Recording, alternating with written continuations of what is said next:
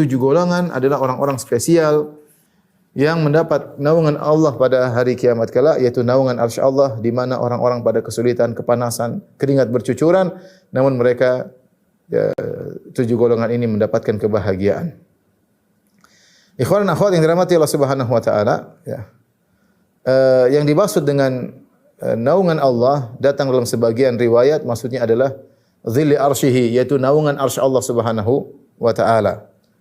Bukan sifat Allah, tapi naungan arsy Allah. Atau pendapat kedua mengatakan adalah ada naungan yang Allah ciptakan, yang kemudian naungan tersebut mendatangi orang-orang tujuh golongan tadi, sehingga mereka meskipun dalam kondisi sangat terik, mereka masih merasakan keteduhan. Siapa tujuh golongan tersebut? Kita jelaskan satu persatu. Yang pertama, ikhwan dan akhwat yang dirahmati Allah Subhanahu wa taala, bapak dan ibu yang dirahmati Allah Subhanahu wa taala, al-imamul adil, imam yang adil. Al-imam al-adil, imam yang adil. Keadilan adalah wad'u syai' fi mahallihi atau wad'u syai' fi mawdhihi, meletakkan suatu pada tempatnya. Itu adalah keadilan. Keadilan dalam Islam bukan berarti persamaan, ya. Karena menyamakan suatu yang berbeda adalah kezaliman, ya. Menyamakan suatu yang berbeda adalah kezaliman. Tapi keadilan meletakkan suatu pada tempatnya. Dan dalam Islam itu yang disebut keadilan. Seseorang diletakkan pada tempatnya, lelaki pada tugasnya, wanita pada tugasnya, masing-masing punya tugas yang berat, ya.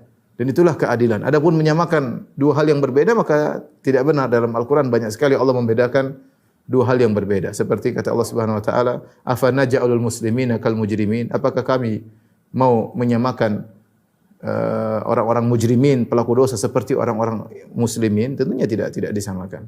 Kata Allah Subhanahu wa taala, ya, hal yastawil ladzina ya'lamuna wal ladzina la ya'lamun? Apakah sama antara orang berilmu dengan orang yang tidak berilmu? Tentu tidak sama, ya. La tastawi ashabul nari wa ashabul jannah. Tidak sama antara penghuni neraka dengan penghuni surga. Ya, banyak Allah bedakan, ya. Am tastawi dzulumatu wan nur? Apakah sama antara kegelapan dengan cahaya? Banyak hal dalam Al-Qur'an Allah bedakan dua hal yang berbeda. Jadi keadilan itu bukan persamaan, ya. Karena sebagian orang merasa namanya adil itu adalah persamaan. Yang kalau memang dua-dua berhak untuk disamakan maka disamakan. Kalau tidak berhak untuk disamakan maka tidak boleh disamakan, ya. Adil adalah meletakkan suatu pada tempatnya. Nah, imam ini adalah imam yang adil. Yang ketika dia berhukum pas sesuai dengan yang maslahat dan tepat pada tempatnya, ya. Memberikan hak orang yang berhak mendapatkan hak tersebut. Dan ini adalah golongan pertama yang Allah sebutkan di antara tujuh golongan. Karena ini golongan yang paling susah daripada 6 yang lainnya.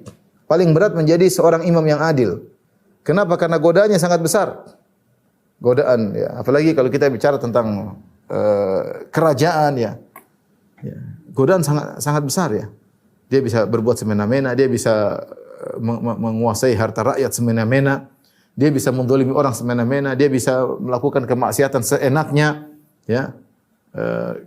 Ini adalah godaan yang sangat berat, ya. Namun kalau dia menjadi seorang imam yang adil, maka dia sangat paling mulia.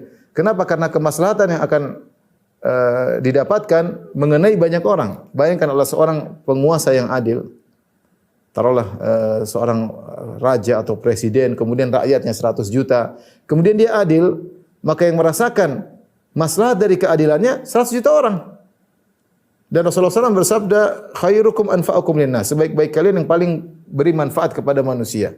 Ketika 100 juta orang mendapatkan manfaat dari dia dengan syarat dia ikhlas kepada Allah Subhanahu wa taala, maka tentunya pahalanya sangat besar. Maka jadilah dia orang paling utama, paling mulia, ya.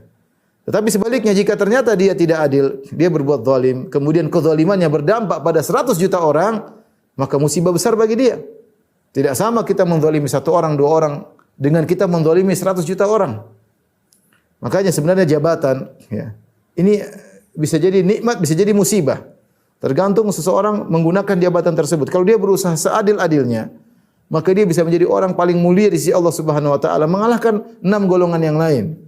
Makanya Ibnu Taimiyah rahimahullahu taala ketika berbicara tentang al-imamul adil, beliau berkata, "Fa idza ijtahada ar-ra'i", kalau seorang pemimpin bersungguh-sungguh fi islahi dinihim, perhatian terhadap agama rakyatnya, dia berusaha perhatian. Wa dunyahum, dan juga perhatian terhadap dunia rakyatnya, ekonominya diperhatikan. Biasa bil imkan, sesuai dengan kemampuannya. Ya, bukan harus langsung berhasil, semampu kemampuannya aja. Belum tentu berhasil, tapi dia berusaha, bersungguh-sungguh memperbaiki agama dan dunia mereka.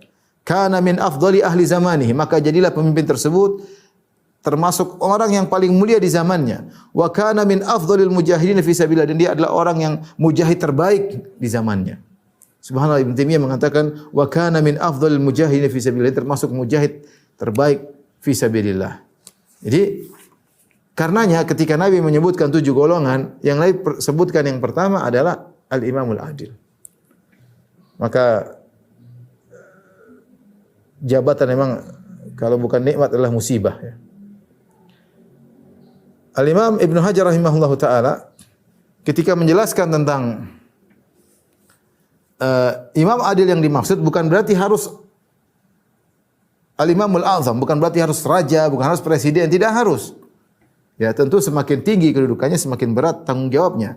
Tetapi kata beliau mencakup imam-imam yang di bawahnya, pemimpin seperti gubernur, seperti wali kota, seperti bupati, seperti camat, ya. Ya, ini juga termasuk. Bahkan kata Ibnu Hajar, seorang ya pemimpin di rumah, dia adil dalam mensikapi keluarganya, mensikapi anak dia adil, mensikapi kalau dia punya istri lebih dari satu, dia adil dalam menghadapi mensikapi istri-istrinya, maka dia juga masuk dalam hadis ini. Tapi tentu kadar berbeda dengan al-imamul azam, berbeda dengan orang yang di bawah dia ada 100 juta, 200 juta, berbeda.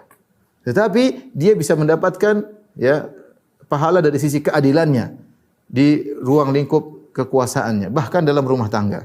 Dalilnya apa? Kata Ibnu Hajar, dalilnya sabda Rasulullah SAW, innal muqsitina indallahi ala manabira min nur. Sungguhnya orang-orang yang adil berada di sisi Allah pada hari kiamat, kelak di atas mimbar-mimbar yang terbuat dari cahaya. Kemudian Rasulullah menjelaskan mereka itu adalah alladzina ya'dilun fi hukmihim, yaitu orang-orang yang adil dalam hukum mereka, wa ahlihim, dan dalam keluarga mereka, wa mawullu, dan apa saja urusan yang diserahkan kepada mereka. Ini dalil bahwasanya yang dimaksud dengan imam yang adil memang paling top yang pertama adalah presiden, raja, setelah itu kemudian gubernur atau menteri atau yang punya bawahan yang banyak. Namun termasuk juga imam-imam kecil, bahkan imam dalam rumah tangga. Kepala sekolah misalnya, dia punya anak buah di bawah. Maka seorang dimanapun dia diberikan jabatan, dia berusaha untuk bersikap seadil-adilnya. Ya. Dan saya ingatkan orang-orang yang memiliki jabatan di kenegaraan, hati-hati. Ya. Kalau dia bekerja dengan sebaik-baiknya, dengan seadil-adilnya, maka dia bisa masuk dari golongan imam yang adil pada hari kiamat kelak. Namun kalau dia tidak adil, dia zalim, memanfaatkan jabatannya untuk kepentingan pribadinya, ya, untuk kemaslahatan kerabatnya, sementara masyarakat jadi korban, maka hati-hatilah, ya. Dia masuk di neraka jahanam. Kata Nabi SAW, inna rijalan yatakhawwaduna fi malillahi bighairil haqq falahumun naru yaumal qiyamah. Ada segolongan manusia, segolongan laki-laki yang mengelola harta negara, ya, yaitu harta Allah, maksudnya harta negara tidak sesuai dengan aturan, tanpa hak, untuk kepentingan pribadinya, mengorbankan kebahagiaan rakyat untuk kepentingan pribadinya. Falahumun naru yaumal qiyamah, maka mereka pantas masuk neraka pada hari kiamat kelak. Selama ini mereka mengorbankan kebahagiaan masyarakat untuk kebahagiaan pribadi, maka pada hari kiamat kelak kebahagiaan pribadi mereka akan dicabut dan mereka dimasukkan dalam neraka jahanam.